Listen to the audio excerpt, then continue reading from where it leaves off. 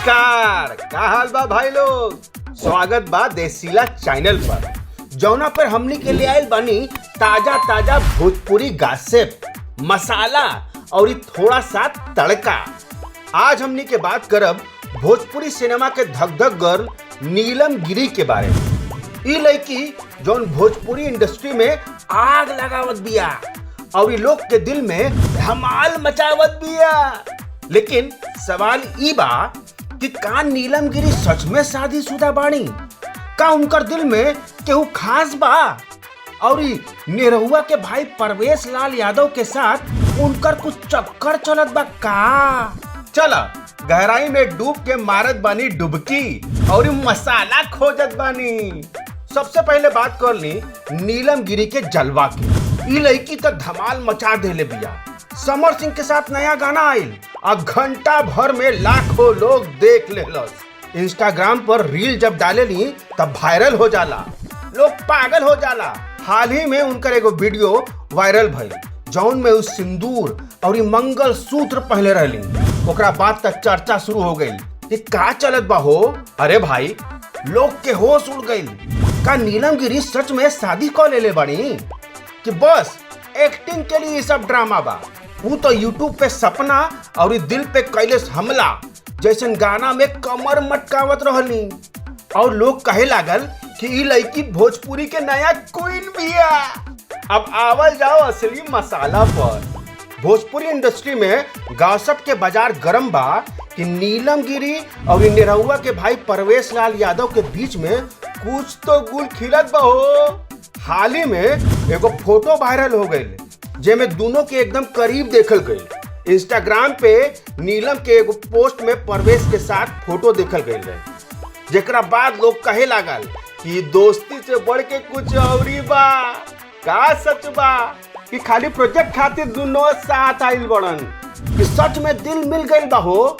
भाई ई तो उहे जाने, लेकिन गॉसिप तो बनते बा। अब बात कर लेवल जाओ नीलम के सिंदूर और मंगलसूत्र के। इहो खबर आइल कि ई कुल खाली वीडियो शूट खातिर बनल गई।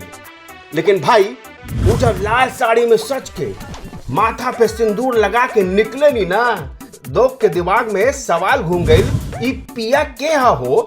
कुछ लोग कहे लागल कि नीलम अभी सिंगल बाड़ी और कुछ लोग बोले लागल कि वो चुपके चुपके शादी कर लेले बाड़ी। का सच हो का झूठ, ये रहस्य अभी तक खुलल नहीं थे। लेकिन ये बात तो पक्का बा कि नीलम गिरी के हर कदम पर लोग के नजर बा। और सुना, देसीला के खबर मिलल बा कि नीलम गिरी के फैल फॉलोइंग में ही केहू बा जे पर वो जान छिड़के ली, लेकिन उनके नाम अभी तक बतौले नहीं थी। लेकिन एगो बात तो हो कि जब वो नाचेली तो लोग भूल जाला कि वो स्क्रीन पे बाड़ी कि सामने। लेकिन सवाल ई बा कि परवेश लाल यादव उनकर दिल के हीरो बाड़न कि केहू और मिस्ट्री मैन बा जौन अभी तक पर्दा के पीछे बा। भोजपुरी सिनेमा में तो लव स्टोरी और अफेयर के चर्चा आम बा, लेकिन नीलम के ई कहानी में तड़का कुछ ज्यादा ही बा हो। एगो बात और जानी कि आजकल परवेश लाल यादव के साथ आइल गाना पिपरा के भूत बवाल मचैले बा। ई गाना में तो नीलम हइये हई, रोज यह गनवा इंस्टाग्राम पे डालेली। तब भाई लोग चक्कर का बा। एगो औरी बात भुलाई के नहीं थे कि परवेश लाल यादव के बड़ भाई दिनेश लाल यादव यानी निरहुआ भैया के नाम भी इंडस्ट्री में हॉट एक्ट्रेस के साथ जुड़ गई बा। वो अदाकारा है आम्रपाली दुबे। तब भाई यह परवेशो शादीशुदा होते हुए भी नीलम जी के चक्कर में पड़ गई बड़न। ये बड़का सवाल बा हो। नीलम गिरी के करियर भी कमाल के बा। भोजपुरी इंडस्ट्री में उनका नाम बड़का बड़का स्टार के साथ जुड़ चुकल बा। इनके आइटम नंबर से लेकर रोमांटिक सीन तक हर जगह इनकर जादू चलेला। लोग नीलम की एक्टिंग और खूबसूरती के दीवाना बड़न सा। तो भाई लोग अपने लोगन के दिमाग में का चलत बा? नीलम गिरी के दिल में का बा? का वो सच में शादीशुदा बाड़ी कि बॉस हमनी के कंफ्यूज करत बाड़ी? कमेंट में बताई। देसीला चैनल के सब्सक्राइब करी और अगला मसाला सीधे मोबाइल में छलांग मार के पहुंच जाई। लाइक करी, शेयर करी और ये बेल आइकन दबा दी, काहे कि भोजपुरी गॉसिप में मजा तब्बे बा जब सब साथ में होखे। जय हो।